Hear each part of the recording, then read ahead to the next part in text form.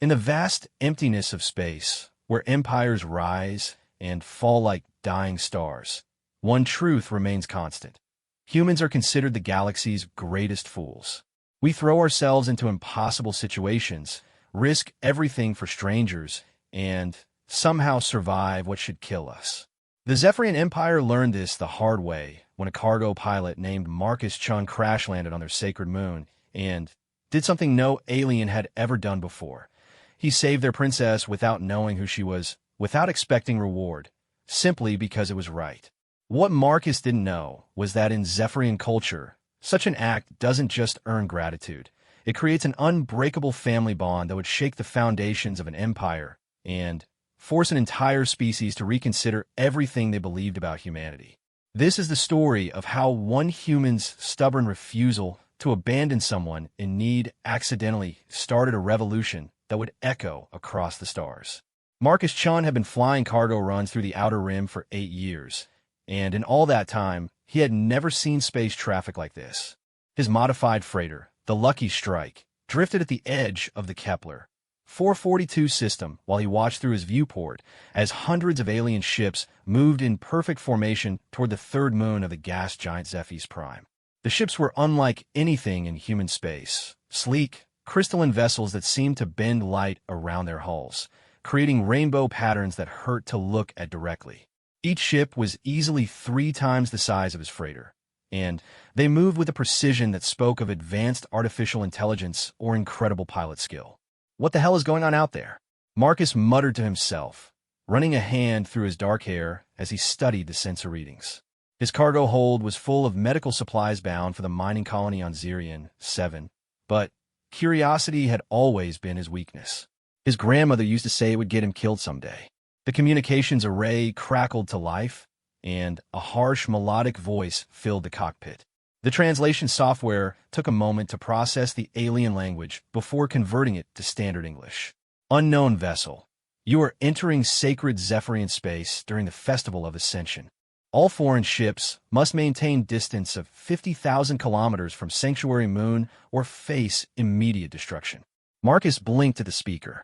The Zephyrians were one of the older species in the galaxy, with an empire that spanned dozens of star systems. Humans had only made contact with them twice in the past decade, and both encounters had been brief diplomatic meetings that ended with the Zephyrians politely, but firmly suggesting that humanity stick to their own corner of space. Well, that explains the traffic jam, Marcus said, adjusting his course to give the moon a wide berth. The last thing he needed was to stumble into some alien religious ceremony and get himself vaporized. But as he prepared to jump to hyperspace, his proximity alarms began screaming. 3 sleek fighters had broken away from the main fleet and were accelerating toward his position. Their weapons systems were powering up. "This is cargo vessel Lucky Strike," Marcus transmitted on all frequencies. "I'm changing course to leave your space immediately. No hostile intent." The response was immediate and terrifying. Energy beams lanced through space where his ship had been seconds before. Marcus threw the Lucky Strike into a desperate, evasive pattern, his cargo bay groaning under the stress of the sudden maneuvers. "I said I'm leaving," he shouted into the comm, but the fighters continued their attack. Apparently, 50,000 kilometers wasn't far enough for comfort. The Lucky Strike shuddered as one of the beams grazed her rear shields.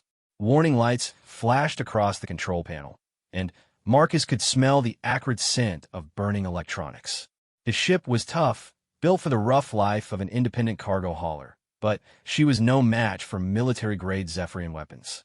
Another hit, this one more direct, and his starboard engine exploded in a shower of sparks.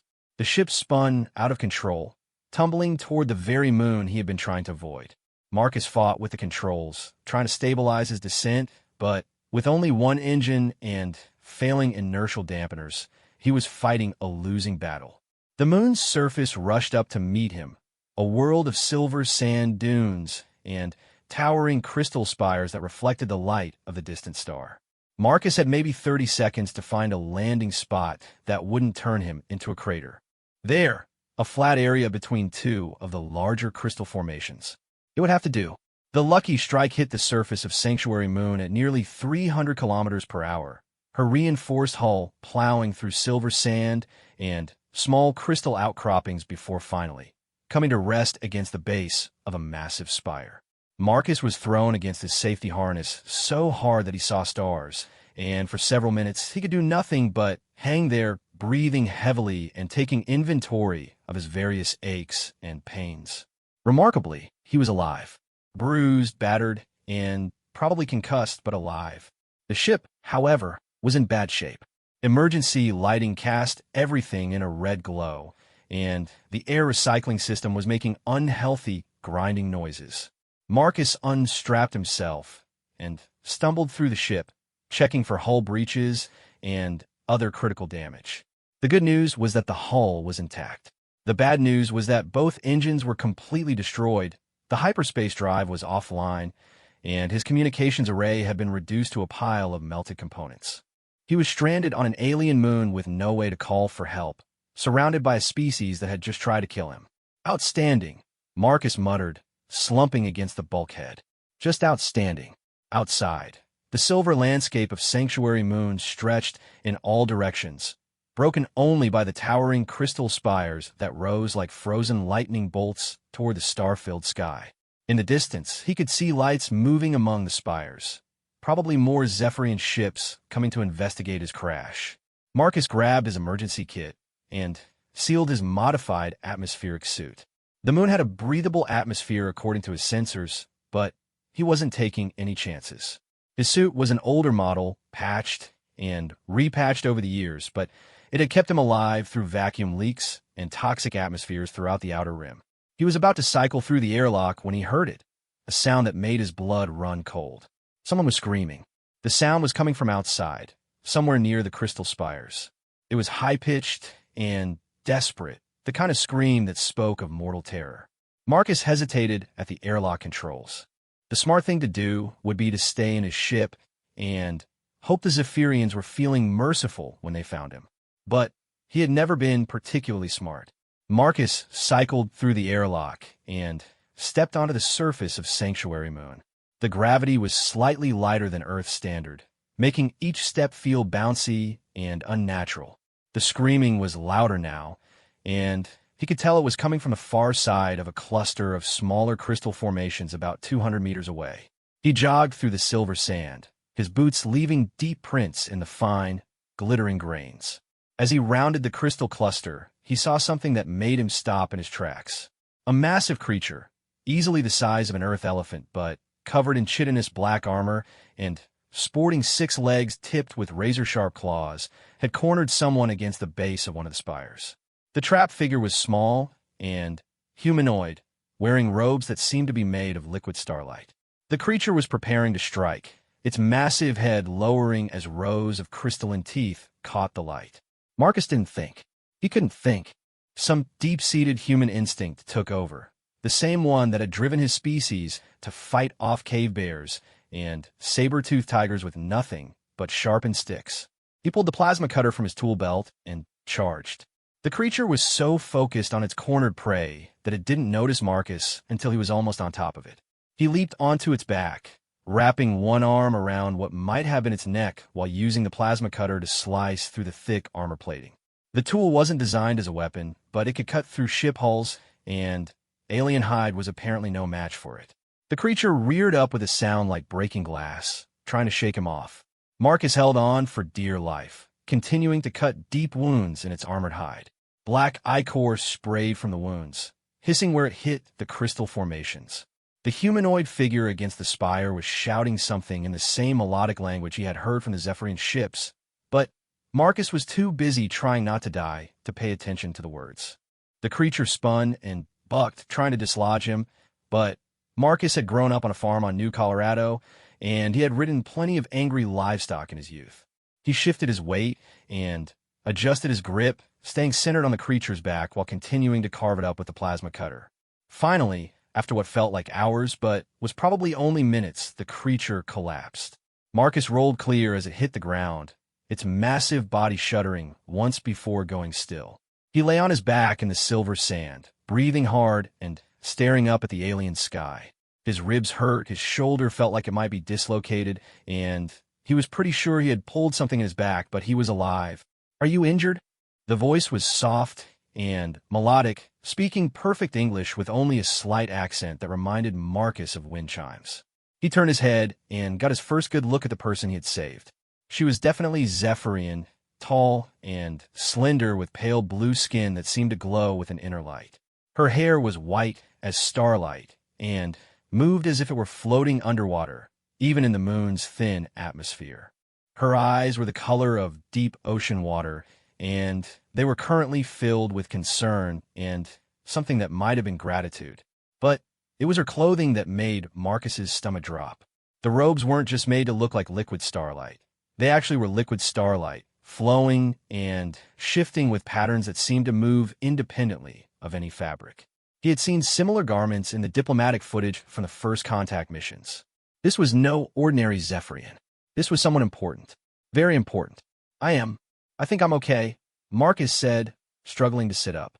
"What about you? Are you hurt?" The Zephyrian woman, because despite the alien features, there was something unmistakably feminine about her, looked surprised by the question. "You are concerned for my well-being? Even though your people and mine are not allies." Marcus shrugged, immediately regretting the motion as pain shot through his shoulder. "You were in trouble. Species doesn't matter when someone needs help." She stared at him for a long moment, those ocean-deep eyes studying his face as if she were trying to solve a particularly complex equation. "What is your name, human?" "Marcus Chun. And you are?" "I am." She hesitated, and Marcus got the impression she was deciding how much to tell him. "I am Lyralii, and I owe you my life." Before Marcus could respond, the sound of approaching engines filled the air. 3 Zephyrian craft were descending toward their position, their crystalline hulls catching the light of a distant star. "That would be the cavalry," Marcus said, getting to his feet with some difficulty. "I should probably explain about the crash before they decide to finish what those fighters started." But Lyralii was shaking her head. "They will not harm you. Not now." She turned to face the approaching ships, and Marcus noticed that her posture had changed. The frightened person he had saved was gone, replaced by someone who clearly expected to be obeyed. The ships landed in a triangle formation around them, and armed Zephyrians emerged from each vessel. They wore armor that seemed to be grown rather than manufactured, with organic curves and surfaces that shifted color like oil on water. Their weapons were equally organic-looking, resembling crystalline growths more than manufactured devices. The leader of the group approached with quick, purposeful strides. Marcus tensed, ready to fight or run as the situation demanded. But the Zephyrian ignored him completely. Instead, the warrior dropped to one knee in front of Lyralii and began speaking rapidly in their native language. Marcus's translation software couldn't keep up with a rapid-fire conversation, but he caught enough words to understand the gist of it. The warriors were apologizing for being late, reporting that the creature that had attacked Lyralii was part of a pack that had somehow made it onto the sacred moon, and asking for orders about what to do with the human who had crashed in their sacred space. Lyralii's responses were crisp and authoritative. She was clearly giving orders, and from the way the warriors kept glancing at Marcus, he was pretty sure he was the main topic of conversation. Finally, the lead warrior stood and approached Marcus. "Human Marcus Chun." The translation software rendered his words. "You will come with us. The princess commands it." "Princess." Marcus felt his stomach drop even further. He had saved a Zephyrian princess on their sacred moon during some kind of religious festival. This was either going to go very well or very badly. Given his luck, he was betting on badly. "Where are we going?" Marcus asked as 2 of the warriors moved to flank him. They weren't pointing their weapons at him, but the threat was implicit. "To the sacred spire," the leader replied, "where your fate will be decided." Marcus looked back at his crashed ship, wondering if he would ever see the lucky strike again.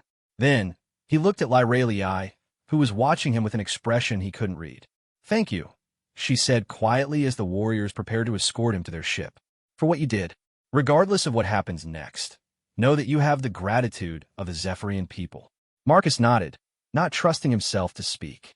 As they walked toward the waiting spacecraft, he couldn't shake the feeling that his life had just taken a turn that would make his previous adventures look like quiet Sunday drives. The warrior ship's interior was as organic-looking as its exterior, with walls that seemed to pulse gently with their own inner light. Marcus was seated in what might have been a chair. It was hard to tell where the furniture ended and the ship began, while Lyralii took her place in what was obviously a position of honor near the front of the craft. As they lifted off from the surface of Sanctuary Moon, Marcus caught a glimpse of his crashed freighter growing smaller below them. The Lucky Strike looked even more pathetic from the air, her hull blackened and her landing gear buried in silver sand. "Where exactly are we going?"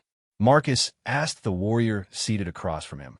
"To face the Queen," came the reply, and Marcus felt his heart sink even further. "To face the consequences of your actions." As the ship accelerated toward one of the massive crystal spires that dominated the moon's landscape, Marcus couldn't help but wonder if saving the princess had been the bravest thing he had ever done, or the stupidest. Given how his day was going, it was probably both. The sacred spire was not what Marcus had expected. From the outside, it looked like a massive crystal formation, reaching nearly a kilometer into the pale sky of Sanctuary Moon. But as their ship approached a hidden docking bay that materialized in what had appeared to be solid crystal, Marcus realized that the spire was actually a sophisticated piece of architecture disguised as a natural formation. The docking bay sealed behind them with barely a whisper of sound, and Marcus found himself in a chamber that defied his understanding of physics. The walls seemed to be made of living light, shifting between deep blues and soft golds and patterns that suggested vast intelligence behind their movement. The air itself felt different here, thicker, somehow more substantial, as if it carried the weight of centuries. "This way," the lead warrior said, gesturing toward an opening that had appeared in what had been a solid wall moments before. Marcus had no choice but to follow, flanked by armed guards who moved with the fluid grace of dancers despite their intimidating appearance. They walked through corridors that seemed to reshape themselves as they passed, the walls flowing like water, while somehow maintaining their structural integrity. Soft music echoed from everywhere and nowhere, a complex harmony that seemed to resonate in Marcus's bones. The translation software in his suit identified it as a ceremonial march, but that didn't explain why hearing it made him feel both deeply moved and slightly nauseous. "The architecture here is alive," Lyralii said, falling into step beside him. She had shed the frightened demeanor he had seen after the attack, and now moved with the confident bearing of someone accustomed to command. "It responds to the emotions and intentions of those who walk within it." "The spire is judging you, Marcus Chun." "Judging me how?" Marcus asked, trying not to think about the implications of being evaluated by a building. "It reads the truth of who you are," she replied. "Your courage, your fears, your intentions. The Queen will see this judgment before she sees you." As if summoned by her words, the corridor opened into a vast chamber that took Marcus's breath away. The ceiling soared overhead, lost in shifting patterns of light that might have been stars or might have been something else entirely. The floor was made of the same crystalline material as the walls, but it was perfectly transparent, giving the impression of walking on air above an infinite void. At the far end of the chamber, on a raised platform that seemed to grow from the floor itself, sat the Zephyrian Queen. Marcus had seen images of alien royalty before, but nothing had prepared him for the reality of Queen Ethera. She was tall even by Zephyrian standards, with skin that held the deep blue of twilight sky and hair that moved like liquid starlight. Her gown seemed to be cut from the fabric of space itself, dark as the void between stars, but shot through with points of brilliant light that pulsed in rhythm with her heartbeat. But it was her eyes that truly set her apart. They were ancient beyond measure, holding depths that spoke of millennia of wisdom and power. When she looked at Marcus, he felt as if she were seeing not just him, but every choice he had ever made, every moment that had led him to this place. "Approach," she said, and her voice filled the vast chamber without seeming loud. The words resonated through the living crystal, creating harmonics that made the air itself sing. Marcus walked across the transparent floor, acutely aware of the void beneath his feet and the weight of countless eyes upon him. Guards lined the chamber, but they seemed less like soldiers and more like living statues, so still and perfect were they in their positions. When he reached the base of the platform, Marcus wasn't sure what protocol demanded. Should he bow? Kneel? Salute? His diplomatic training consisted entirely of try not to offend anyone too badly, which wasn't particularly helpful in this situation. He settled for a respectful nod, the kind he might give to a valued client back in human space. Queen Ethera studied him for a long moment, her ancient eyes taking in every detail of his appearance. Marcus was suddenly aware of how shabby he must look. His atmospheric suit was patched and worn, his hair was disheveled from the fight with the creature, and he probably smelled like sweat and fear. "You are Marcus Chun," the Queen said finally. It wasn't a question. Cargo pilot of the vessel Lucky Strike. Born on New Colorado in the year 2387 standard. Parents deceased. No siblings, no offspring. You have spent your adult life carrying supplies to colonies and mining operations throughout the Outer Rim. Marcus blinked. That's remarkably accurate, Your Majesty. The spire reads more than intentions, she replied. It reads history, memory, the very essence of who you are. You are not a warrior, Marcus Chen. You are not a diplomat or an explorer. You are a simple man who makes his living moving cargo from one world to another. There was no judgment in her tone, but Marcus felt defensive anyway. There's nothing wrong with honest work, Your Majesty. Indeed, there is not, the Queen agreed. Which makes your actions today all the more remarkable. Tell me, why did you risk your life to save my daughter? The question hung in the air like a physical thing, and Marcus could feel the attention of everyone in the chamber focused on him. Even the living walls seemed to be waiting for his answer. She was in trouble, Marcus said simply. Someone was trying to hurt her. I couldn't just walk away, even though she was a stranger, even though she was alien to you. Marcus shrugged, then winced as the movement reminded him of his injured shoulder. Species doesn't matter when someone needs help. At least it shouldn't. Queen Ethera exchanged a look with her daughter that Marcus couldn't interpret. They spoke briefly in their own language, too quickly for his translation software to follow, but he caught enough to understand that they were discussing him. You crashed your ship on our sacred moon during the Festival of Ascension, the Queen said, turning her attention back to Marcus. This is a grave violation of our most holy laws. The penalty for such desecration is death. Marcus felt his mouth go dry. I didn't know about the festival.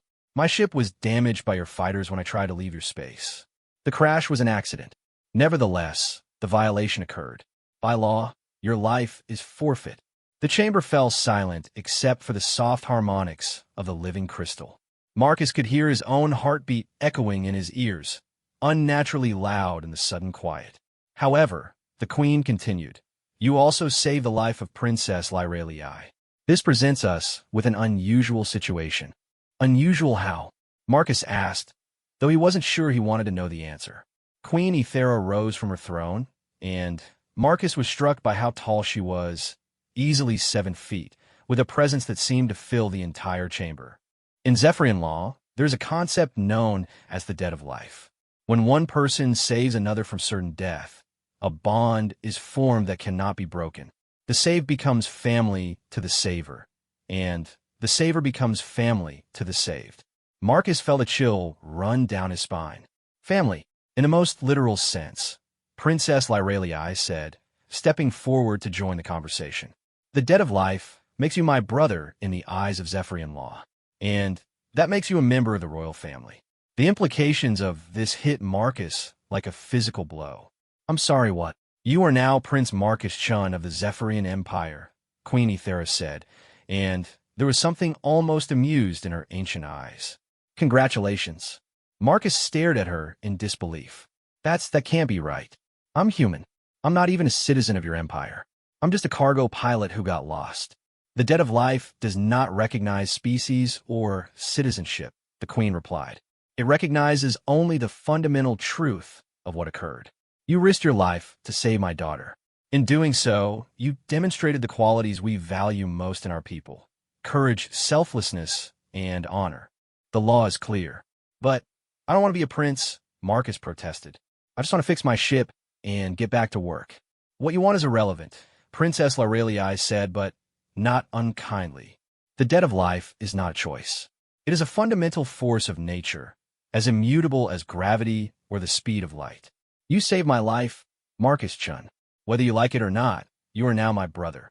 Marcus looked around the chamber, hoping to see some sign that this was all an elaborate joke. But the faces of the guards and courtiers were serious, and the queen's expression was implacable. "What does this mean exactly?" Marcus asked. "Being a prince, I mean. Do I have to live here? Do I have duties? Can I still fly cargo runs?" "Those are excellent questions," Queen Ethera said, "and they require careful consideration. The debt of life is ancient law, but it has never been invoked between species before.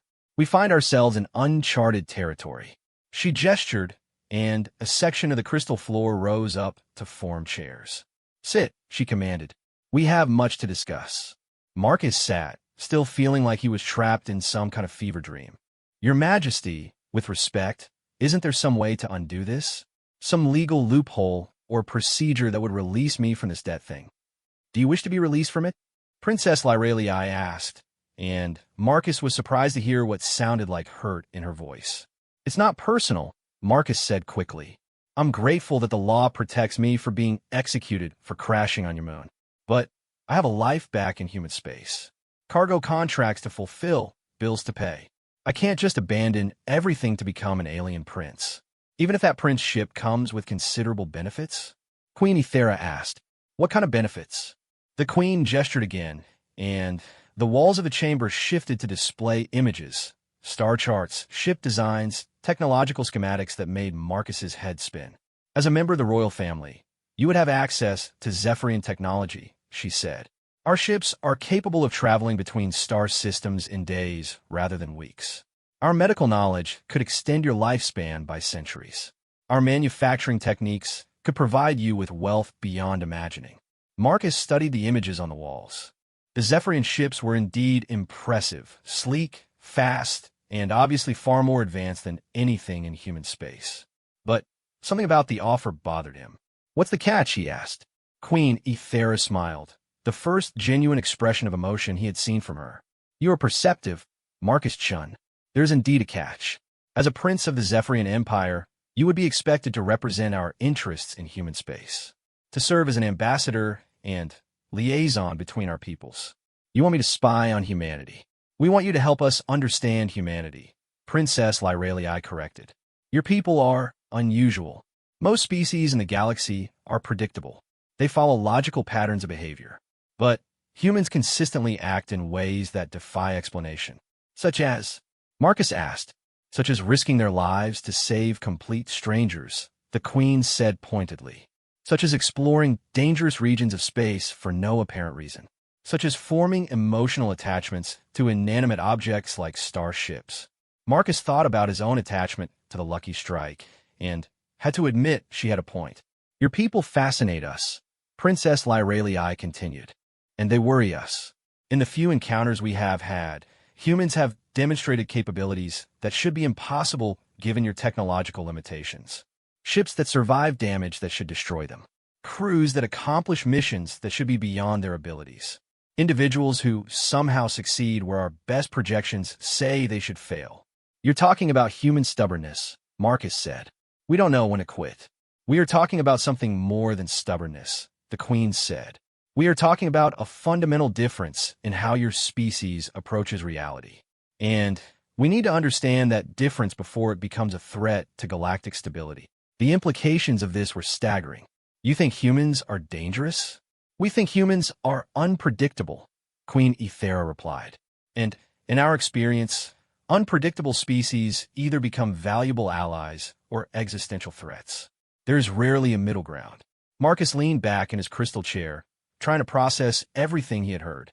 "So you want me to become your inside man in human space, to report back on what we're up to and help you figure out how we think, in exchange for technology that would make you one of the wealthiest humans alive," Princess Lyralii said, "and the protection of the Zephyrian Empire." "What kind of protection?" "The kind that ensures no one in the galaxy would dare threaten you or anything you cared about," the queen said simply. Marcus thought about this for a moment. The offer was tempting, he had to admit.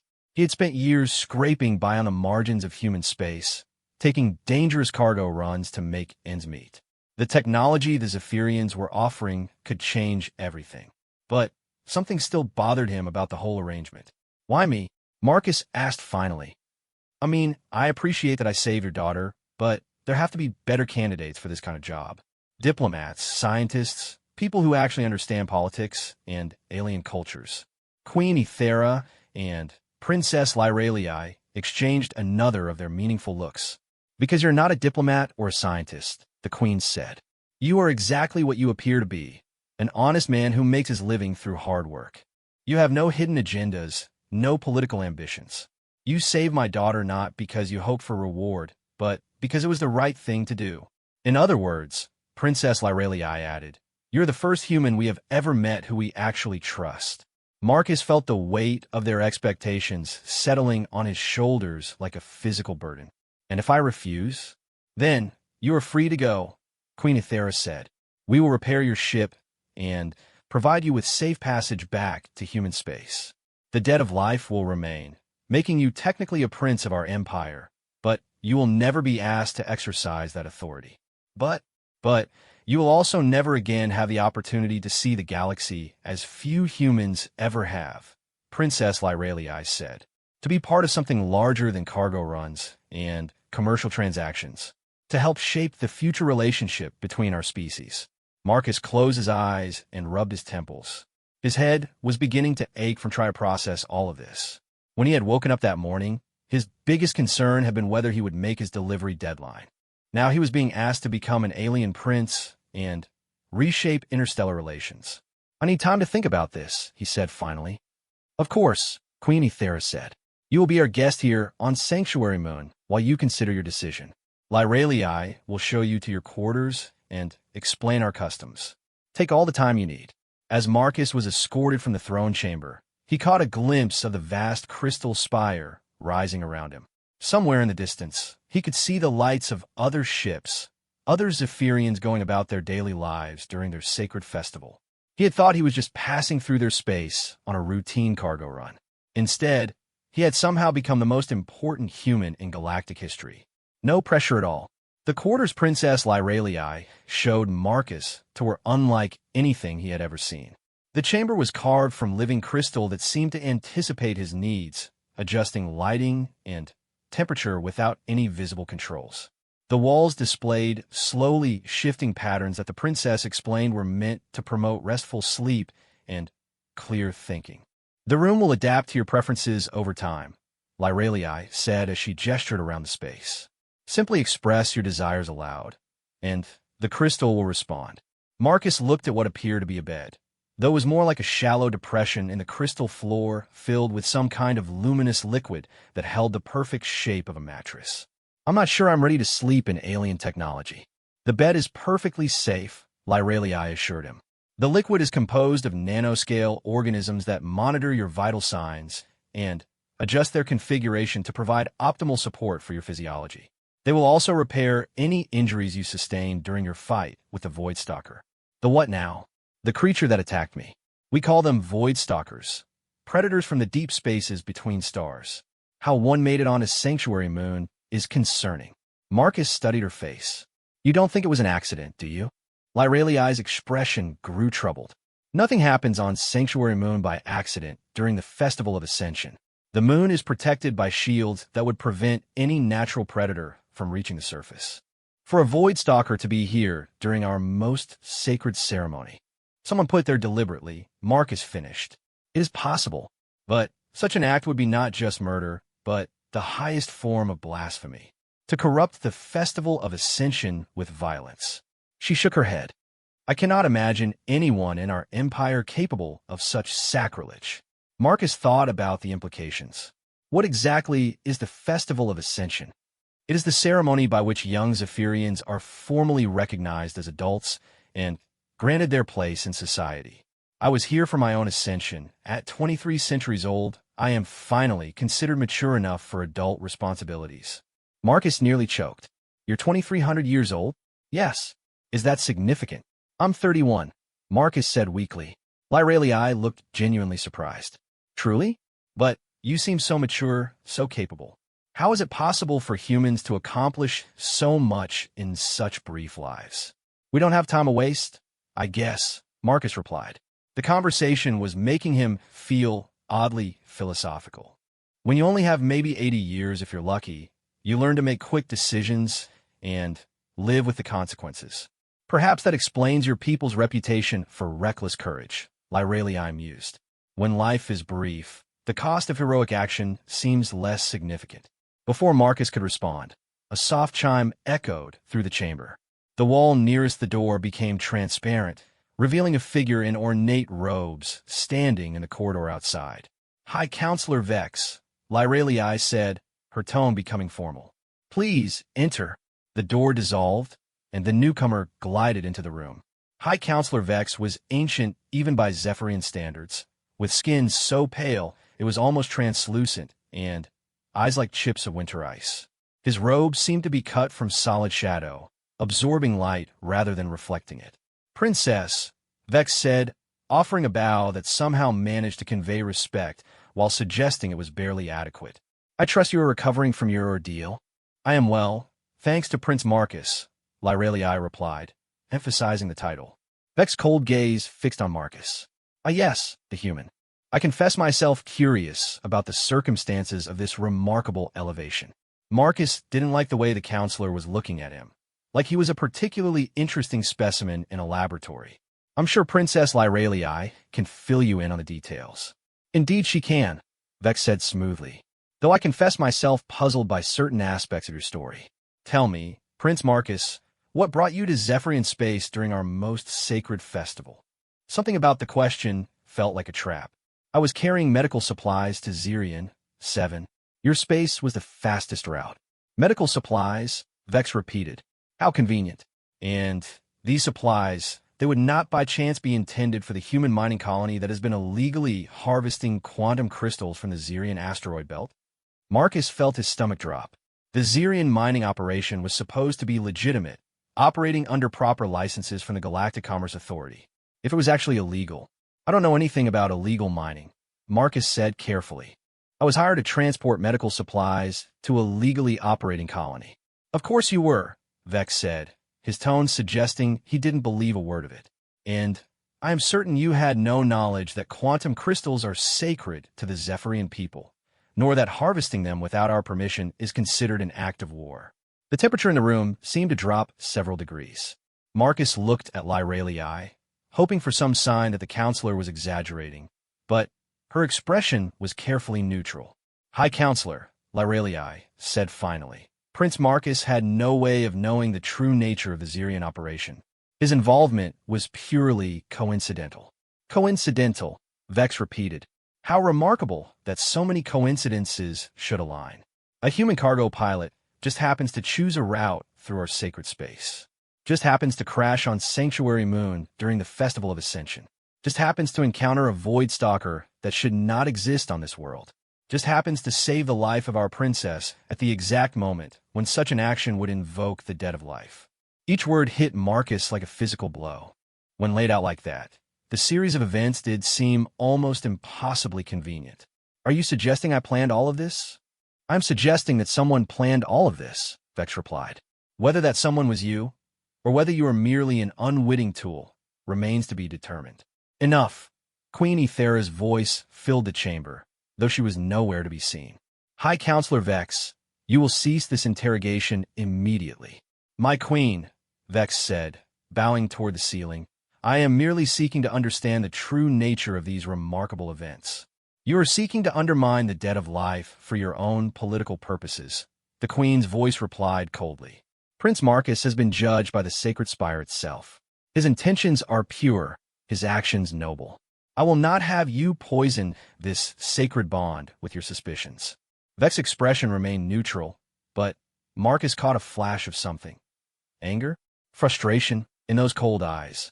Of course, my queen. I merely seek to protect the Empire from potential deception. The Empire is protected by law and honor, not by paranoid speculation. You are dismissed. The High Counselor offered another precisely calculated bow. By your command. He turned to Marcus. Prince Marcus, I look forward to learning more about you in the days to come. After Vex left, the chamber fell silent except for the soft harmonics of the living crystal. Marcus slumped into what his room interpreted as a chair. He thinks I'm some kind of spy, Marcus said. High Counselor Vex thinks everyone is some kind of spy, Lyrelii replied. It is both his greatest strength and his greatest weakness as head of our intelligence services. Wait, he's in charge of intelligence? And he suspects me of being involved in some kind of conspiracy? Vex suspects everyone of everything, Lyrelii said, settling gracefully onto a crystal formation that shaped itself into a seat. He has served the Empire faithfully for over 4 millennia, and his paranoia has prevented numerous genuine threats from reaching fruition. But sometimes he sees conspiracies where there are only coincidences. Marcus wasn't entirely comforted by this. And sometimes coincidences really are conspiracies, right? Lyrelii's expression grew thoughtful. The presence of the Voidstalker is troubling. Such creatures do not simply appear on heavily shielded worlds. Someone with significant resources and knowledge would have been required to transport it here. Any ideas who might want to hurt you? Several, Lyrelii admitted. My ascension to full adulthood makes me eligible for certain responsibilities that some would prefer I not assume. What kind of responsibilities?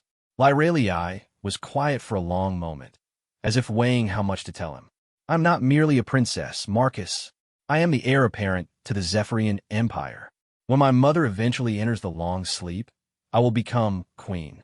The weight of this revelation settled over Marcus like a heavy blanket. He had saved the life of the future ruler of one of the galaxy's most powerful civilizations. The political implications were staggering. Who would benefit from your death? Marcus asked. My cousin, Prince Theron, would be next in line for the throne. The high counselors who oppose my mother's policies would find him more amenable to their influence. Certain military commanders who believe our empire should be more aggressive in its expansion. Foreign powers who see opportunity in our potential instability. Marcus rubbed his temples. So basically, half the galaxy had a motive to kill you. That is a reasonable assessment. Lyrelii agreed with disturbing calm. And now, because I saved you, I'm caught up in all of this political intrigue. I'm afraid so. The debt of life makes you a member of the royal family, which automatically places you at the center of imperial politics, whether you wish it or not. Marcus stood and began pacing around the chamber, his mind racing. This is insane. Yesterday, I was a simple cargo pilot. Now I'm supposedly a prince in the middle of some kind of succession crisis. It is overwhelming, Lyrelii acknowledged. But consider the alternative. If you had not saved me, I would be dead. The stability of the empire would be thrown into question, or might have followed. And now we have an opportunity. Your presence here, the circumstances of your arrival, even High Counselor Vex's suspicions, all of these things can be turned to our advantage if we are clever about it. Marcus stopped pacing and stared at her. Our advantage? You are human, Marcus.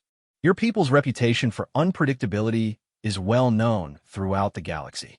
By making you a member of our royal family, we signal that the Zephyrian Empire is not as predictable as our enemies might believe. You want to use me as some kind of political wildcard. I want to use your unique perspective to help solve problems that traditional Zephyrian thinking cannot address, Lyrelii corrected, starting with the question of who tried to have me killed. Marcus considered this. Despite everything that had happened, he found himself genuinely liking Princess Lyrelii. She was intelligent, honest, and refreshingly direct for a politician. And if someone really had tried to murder her during a sacred ceremony. All right, Marcus said finally. Let's say I'm willing to help you figure out who's behind the assassination attempt. What exactly are you proposing? Lyrelii's eyes lit up with something that might have been excitement. I am proposing that we use your status as my newly adopted brother to investigate the conspiracy. As a prince of the Empire, you'll have access to restricted areas and classified information. But as a human, you'll be able to observe things that we might miss. And in return, I will personally ensure that your ship is not merely repaired, but upgraded with the finest Zephyrian technology. I will also guarantee your safe passage back to human space, along with a cargo hold full of legitimately obtained trade goods that will make you wealthy beyond your current dreams. Marcus had to admit the offer was tempting. What about this ambassador thing your mother mentioned? That remains your choice, Lyrelii said. Help me solve this mystery, and I will support whatever decision you make about your future role in our empire. Marcus walked to the transparent wall and looked out at the crystal spires of Sanctuary Moon.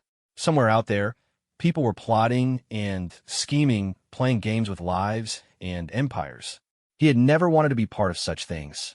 But someone had tried to kill Lyralii during a sacred ceremony, using him as an unwitting pawn in their plan. And that made it personal. All right, Marcus said, turning back to face the princess. I'm in, but I have conditions. Name them. First, I want complete honesty from you. No political double talk, no convenient omissions. If I'm risking my neck to help you, I need to know exactly what I'm getting into. Agreed, Lyralii said without hesitation. Second, if we discover that someone really is using me as part of a larger plot, I want your help in figuring out who they are and why. I don't like being manipulated. Also agreed. Third, when this is all over, I want you to help me understand exactly what the debt of life means for my future. Not the political implications, but the personal ones. What it means to be your brother, to be part of your family. Lyralii's expression softened. That is perhaps the most important condition of all. Yes, Marcus. I promise to help you understand what you have become to us. Marcus nodded. Then, let's get started. Where do we begin? With the Void Stalker, Lyralii said, rising from her crystal seat. The creature's body is being examined by our best xenobiologists. If we can determine how it was transported to Sanctuary Moon, we may be able to trace it back to its source. As they left his quarters together, Marcus couldn't shake the feeling that he was making another life-changing decision. But this time, at least, he was making it with his eyes open. Behind them, the living crystal walls of his chamber shifted to a deep blue pattern that the translation software identified as representing hope mixed with uncertainty. It seemed appropriate. The xenobiology laboratory was located deep within the sacred spire, in chambers that felt more like natural caves than constructed spaces. Bioluminescent growths provided soft, shifting light, and the air hummed with the sound of sophisticated scanning equipment that seemed to be grown rather than built. Dr. Kalani, the lead xenobiologist, was waiting for them when they arrived. She was older than Princess Lyralii, but younger than the queen, with the distinctive silver markings around her eyes that Marcus had learned indicated advanced scientific training. Your Highness, Dr. Kalani said, offering a respectful bow. Prince Marcus, I have completed my initial examination of the Void Stalker remains. What did you find? Lyralii asked. Dr. Kalani gestured toward a containment field where the massive creature's body was suspended in a web of energy. Even in death, it looked formidable, its chitinous armor gleaming under the scanning lights. The creature is indeed a genuine Void Stalker, she began. Native to the deep spaces between star systems, they typically feed on cosmic radiation and dark matter. This specimen is approximately 200 years old and appears to have been in perfect health at the time of its death. How did it get here? Marcus asked. Princess Lyralii said the moon is protected by shields. That is where things become interesting, Dr. Kalani said, manipulating controls that cause the containment field to highlight specific areas of the creature's body. Observe these markings along the creature's spine. Marcus looked where she was pointing and saw faint scars that formed almost geometric patterns. What are those? Surgical incisions, Lyralii said, her voice tight with anger. Someone modified this creature. Precisely, Dr. Kalani confirmed. The Void Stalker has been equipped with several artificial implants, a neural control device, a cloaking generator, and, most significantly, a quantum displacement mechanism. In terms I can understand, Marcus requested. Someone turned this creature into a living weapon, Lyralii translated. The neural implant would allow remote control, the cloaking device would hide it from our sensors, and the quantum displacement mechanism would allow it to be teleported directly onto the moon's surface. Marcus studied the scars more closely. This level of modification would require serious resources, wouldn't it? Indeed, Dr. Kalani said. The technology involved is extremely sophisticated. Only a handful of organizations in the galaxy possess the knowledge and equipment necessary for such work. Can you trace where the implants came from? I'm analyzing the quantum signatures now, the doctor replied. However, I can tell you that whoever performed this surgery was extraordinarily skilled. The integration between the artificial components and the creature's natural biology is nearly flawless. Princess Lyralii moved closer to the containment field, her expression grim. How long would such modifications take? Months at minimum, possibly years. This was not a hasty operation. It was carefully planned and executed by experts. The implications were sobering. Someone had been planning to assassinate Princess Lyralii for a very long time, and they had resources that matched or exceeded those of the Zephyrian Empire itself. There's something else, Dr. Kalani continued. The neural control implant shows signs of recent activation. Someone was controlling this creature remotely when it attacked you. Meaning they were watching, Marcus said. Whoever sent this thing was observing the attack in real time. That would appear to be correct, the doctor confirmed. The question is, from where? Before anyone could respond, an alarm began sounding throughout the laboratory. Emergency lights bathed the chamber in red, and automated voices began announcing something in the Zephyrian language that Marcus's translator struggled to keep up with.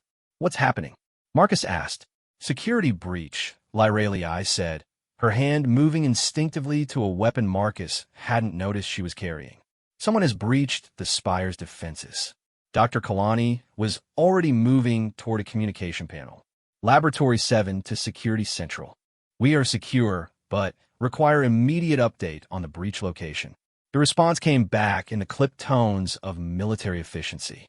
Multiple intruders detected in the Royal Archives. Armed and extremely dangerous. All non-essential personnel are to shelter in place. The Archives, Lyralii said, and Marcus heard something like fear in her voice. They're after the succession records. What's in the succession records? Marcus asked as they hurried from the laboratory. Everything, Lyralii replied. Genealogies, bloodline verification, the legal documentation that establishes the line of succession. If someone wanted to challenge my right to inherit the throne, those records would contain the evidence they would need. They moved through corridors that were now filled with armed guards and automated defense systems that had emerged from hidden alcoves in the walls. The living crystal was pulsing with angry red light, and Marcus could feel the spire's displeasure like a physical pressure in the air. Your Highness, a guard captain intercepted them as they approached a major intersection. You should not be in the open during a security alert. I need to reach the archives, Lyralii said firmly. If the intruders are after the succession records, they have been repelled, the guard captain reported. Security forces engaged 3 individuals in the archive chamber. All 3 were killed during the firefight. Did any of them escape with data? Unknown at this time. The archive security systems were damaged in the fight. Lyralii cursed in her native language, a sound that somehow managed to be both musical and profane. Show me. The Royal Archives were a disaster. What had once been a carefully organized chamber of crystalline data storage units was now a battlefield. Scorch marks from energy weapons covered the walls, and several of the data crystals had been shattered beyond repair. 3 bodies lay among the wreckage, covered by security blankets.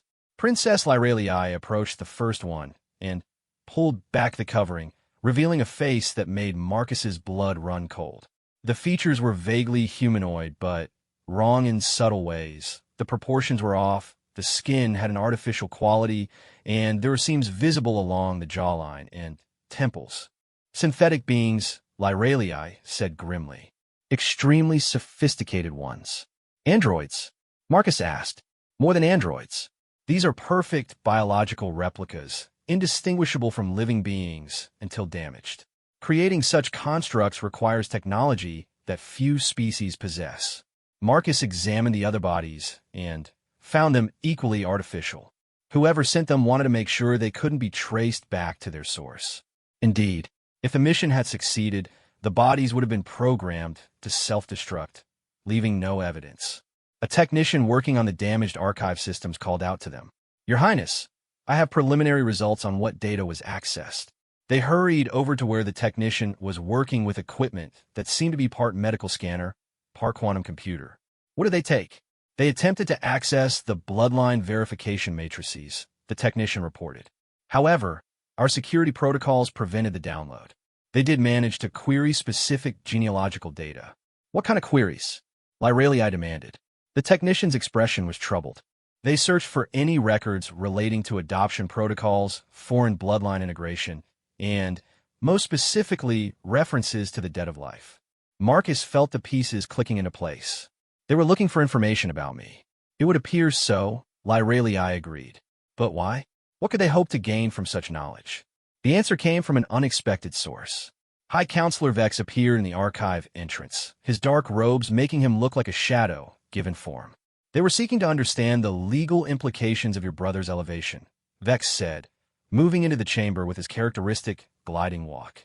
The debt of life is ancient law, but its application to foreign species creates complications. What kind of complications? Marcus asked, though he was pretty sure he wasn't going to like the answer.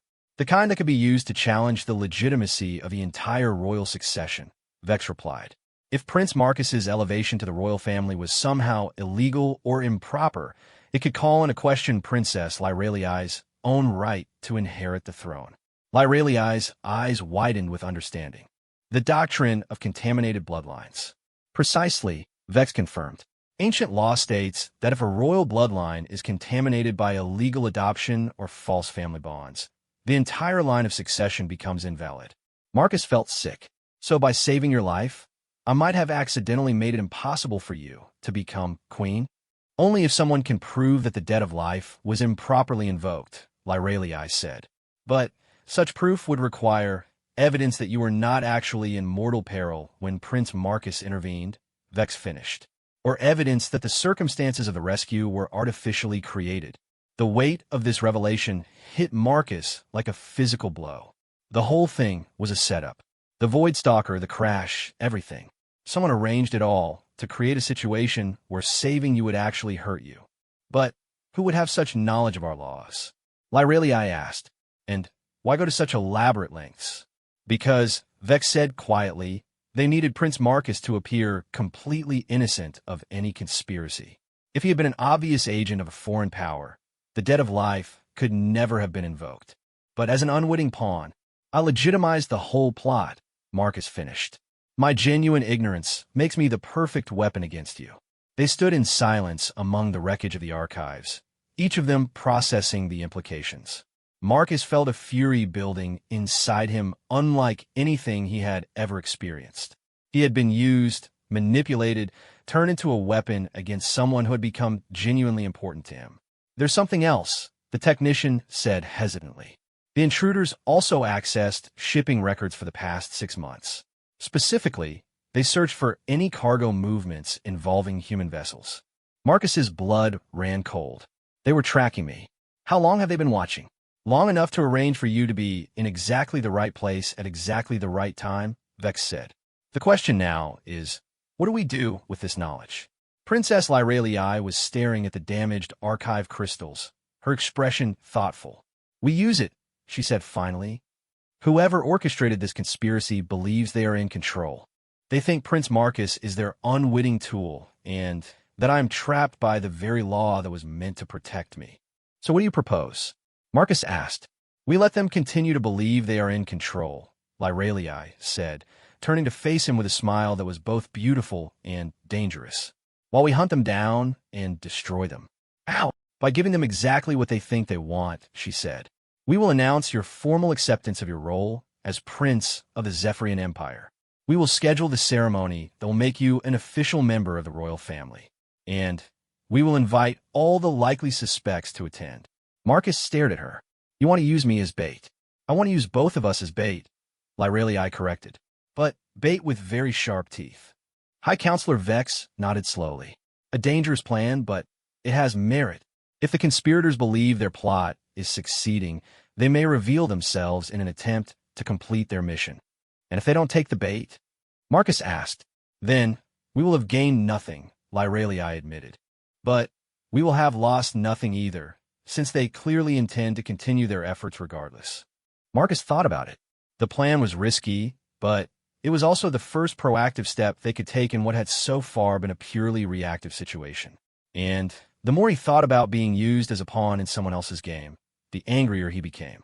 All right, Marcus said finally, let's do it. But I want to make one modification to your plan. What modification? Lyraliai asked. Marcus smiled, and for the first time since this whole adventure began, it was not a nice smile. We're not just going to be bait. We're going to be bait that bites back. Explain. You said I'm useful because I think like a human instead of like a Zephyrian, Marcus said. Well, humans have a saying, The best defense is a good offense. Instead of waiting for them to come to us, we're going to go hunting. Lyraliai's eyes lit up with understanding. You want to force them to reveal themselves. I want to make them so desperate that they have to take risks, Marcus confirmed. And when they do, we'll be ready for them. High Counselor Vex actually smiled, an expression that transformed his severe features into something almost warmly approving. Prince Marcus, I believe I am beginning to understand why humans have such a reputation for dangerous unpredictability. You haven't seen anything yet, Marcus promised. The formal announcement of Prince Marcus Chin's acceptance of his royal status went out across the Zephyrian Empire exactly 72 hours after the attack on the royal archives. The ceremony would be held in 3 days during the culmination of the Festival of Ascension in the most sacred chamber of the Sacred Spire. The response was immediate and telling. 14 separate requests for private audiences, High Counselor Vex reported as he reviewed the flood of communications that had arrived within hours of the announcement. 6 offers of marriage alliances for Prince Marcus from minor noble houses. 3 formal protests from the Traditionalist Council regarding the elevation of a non-Zephyrian to royal status. And 1 very interesting inquiry from Prince Theron. What does my cousin want? Princess Lyraliai asked. They were gathered in a secure conference chamber deep within the spire, surrounded by scanning fields that would prevent any electronic surveillance. He wishes to meet with Prince Marcus privately before the ceremony, Vex replied, to welcome his new cousin to the family and discuss matters of mutual interest. Marcus leaned back in his crystal chair. That's not suspicious at all. Actually, it's exactly what we hoped for, Lyraliai said. Theron is making his move sooner than expected. Over the past 3 days, Marcus had learned a great deal about Prince Theron.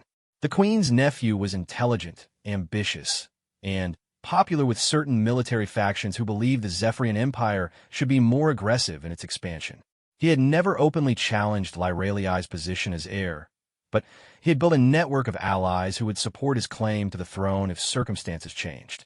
The question is whether he's working alone or as part of a larger conspiracy, Marcus said. Given the sophistication of the operation against you, I would say the latter, Vex replied. Theron lacks the resources to create synthetic beings or modify void stalkers. But he would make an excellent frontman for someone who does possess such capabilities. So what's our play? Marcus asked. Lyraliai activated a holographic display that showed the layout of the sacred spire. Theron will expect to meet with you in one of the formal reception chambers. Instead, we will arrange for the meeting to take place in the meditation gardens. Why there? Because the gardens are equipped with the most sophisticated recording and scanning equipment in the Empire, she explained. Originally designed to monitor the spiritual state of those seeking enlightenment, the systems can detect everything from elevated stress hormones to quantum-level communication devices. You want to record our conversation? I want to record everything, Lyraliai corrected. Every word, every gesture, every involuntary biological response. If Theron is part of the conspiracy, the gardens will detect it.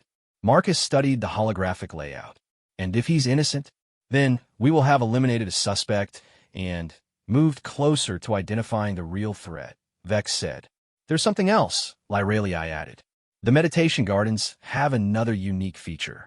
They are connected to the spire's central nervous system, the quantum intelligence that controls all of the moon's automated systems.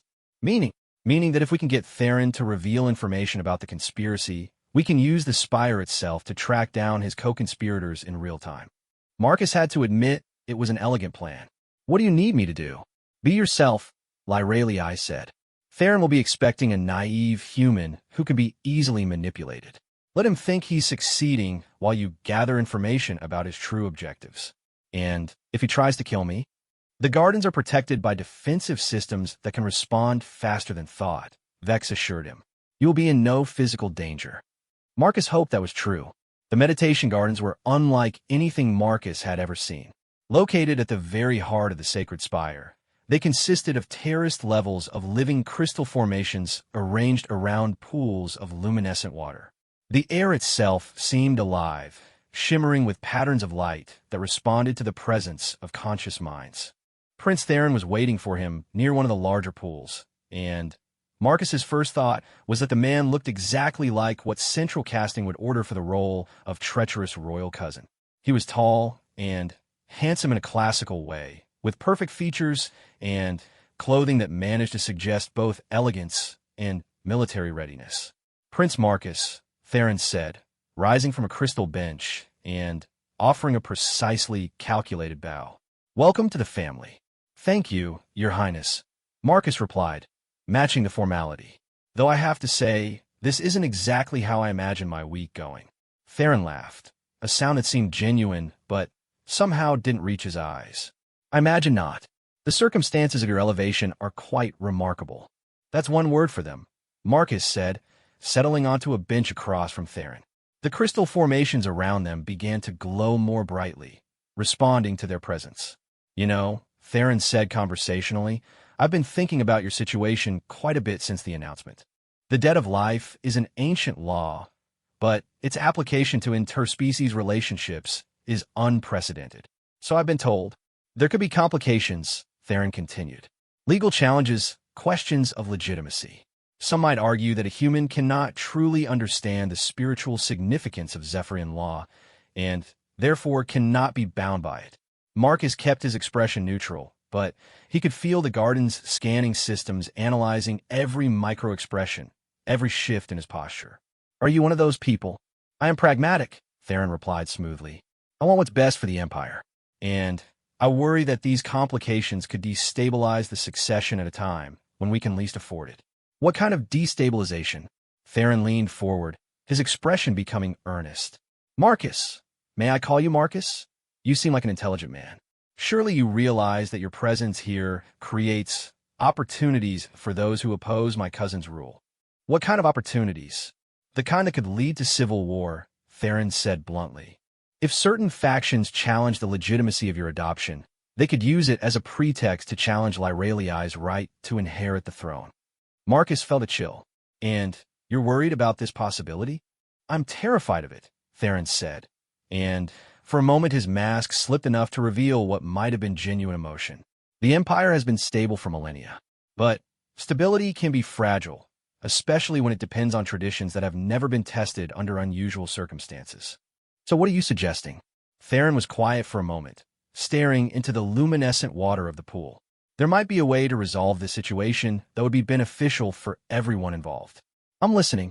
"What if your elevation to royal status was temporary, a symbolic gesture that honored the debt of life, without creating permanent legal complications?" Marcus raised an eyebrow. "You want me to renounce my princeship?" "I want you to accept a different kind of honor," Theron said carefully. "One that recognizes your heroic actions without entangling you in our political complexities." "Such as?" "A unique position as special ambassador to human space," Theron said, "with technology and resources that would make you the most influential human in the galaxy. You would have everything you could want, and the Empire would avoid a potentially catastrophic succession crisis." Marcus pretended to consider this. "That's a generous offer. What does Princess Lyraliai think about it?" "She doesn't know I'm making it," Theron admitted. "My cousin is idealistic. She sees the debt of life as sacred and inviolable. She doesn't fully appreciate the political realities of the situation. And you do." "I've been studying our laws and traditions for over 2 millennia, Theron said. "I understand how they can be interpreted, how they can be challenged, how they can be used by ambitious individuals to justify actions that would otherwise be unthinkable." Marcus leaned back, letting his expression suggest that he was seriously considering the offer. "This position as special ambassador, would it come with any specific responsibilities?" "Of course," Theron said, his tone becoming more enthusiastic.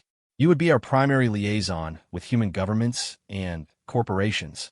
You would have access to intelligence about human activities that could affect imperial interests. You would help us understand human psychology and motivations." "You want me to spy on my own species?" "I want you to help prevent conflicts between our peoples," Theron corrected. "Human expansion into the galaxy has been concerning to many in our government. Your insights could help us develop policies that benefit both species." Marcus nodded slowly, as if the logic was convincing him. "And if I were to accept this position, what would happen to the debt of life?" "It would be honored in spirit while being modified in practice," Theron said. "You would remain Lyraliai's brother in all but legal status. The bond between you would be preserved, but it would not affect the line of succession." "I see." Marcus stood and walked to the edge of the luminescent pool, pretending to study his reflection in the glowing water.